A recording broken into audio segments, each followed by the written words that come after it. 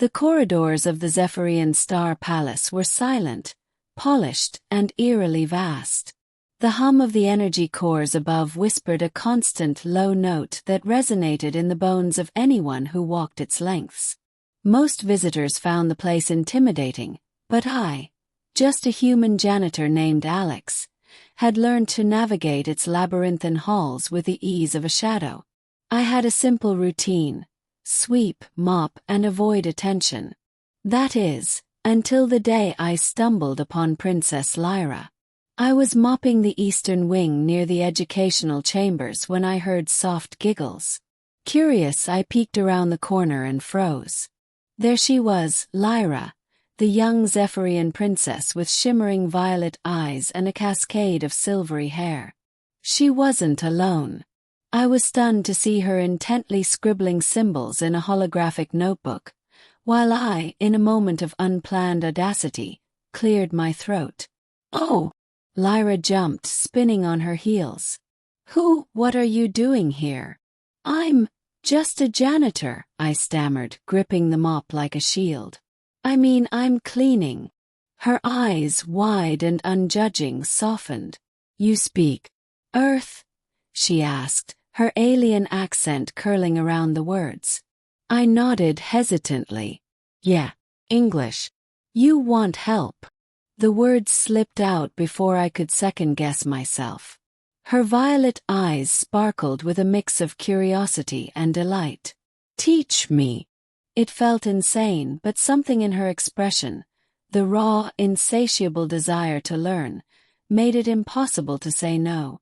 So I knelt on the polished floor, sitting cross-legged opposite her, and began. I taught her greetings, simple sentences, and the way to shape her alien tongue around our sounds. Her laughter echoed through the hall as her pronunciation wobbled yet improved. Days turned into weeks. I carved small pockets of time between scrubbing floors and polishing silver panels to sit with Lyra. Her mother, Queen Zephyra, the ruler of the Zephyrian Empire, was a figure wrapped in legend and fear. She was known for her ruthlessness and unmatched intellect. I never imagined I'd meet her, let alone in a context like this. But then it happened. One afternoon I was helping Lyra with the word friendship, demonstrating gestures and pronunciation, when the air shimmered near the doorway. I looked up and froze. Queen Zephyra herself stood there, tall, radiant, and impossibly imposing, her multi-hued robe flowing like liquid starlight. Her eyes, the same shade of violet as Lyra's but deeper, scrutinized us with a gaze that could fracture steel. "Alex," she said, her voice smooth yet commanding, "explain this." I swallowed hard. I'm teaching your daughter English." She asked. Queen Zephyra's gaze shifted to Lyra, who looked back at her mother with wide, innocent eyes. For a heartbeat, the room was silent. Then something unexpected happened. Lyra spoke clearly, confidently, in English. "Mother, he is my friend. He teaches me. I like learning." Queen Zephyra's eyes narrowed, and I braced for judgment or wrath.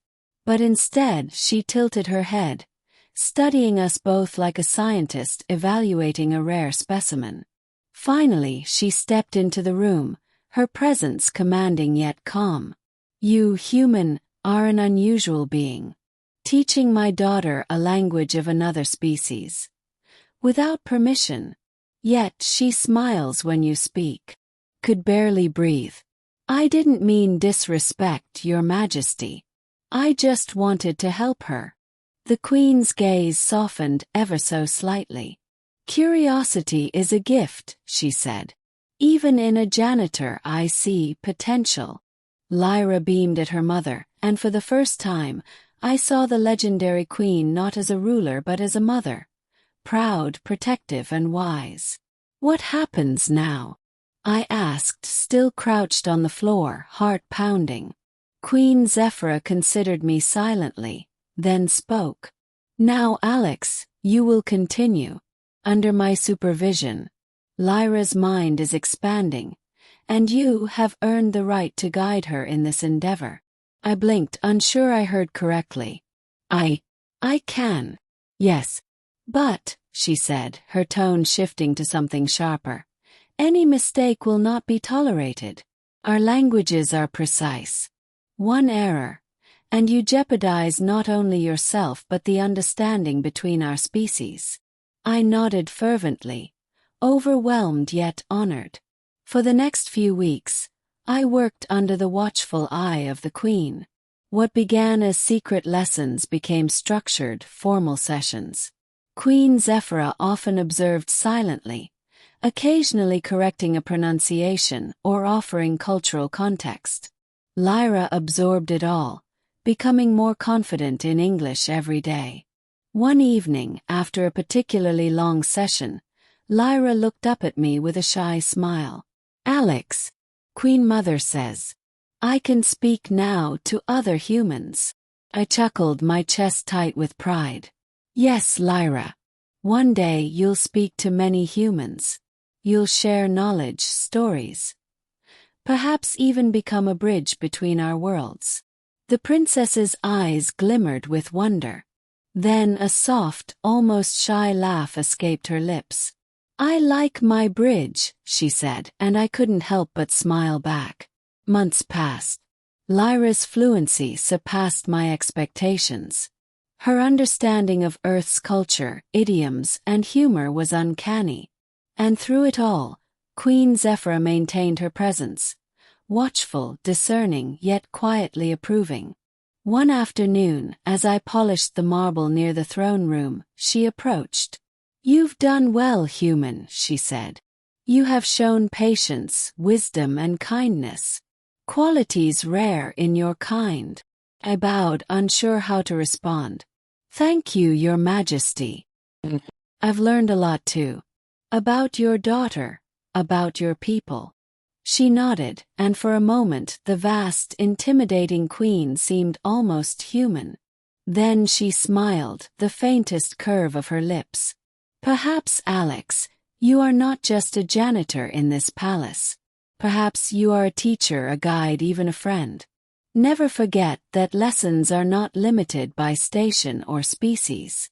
And in that moment, I realized something profound. An ordinary janitor had become an extraordinary bridge between two worlds, through curiosity, patience, and the courage to teach and learn. Princess Lyra waved to me from her balcony as I left that day, her words floating in the alien night air. "See you tomorrow, Alex, my friend." And I knew that nothing in my life, or hers, would ever be the same again.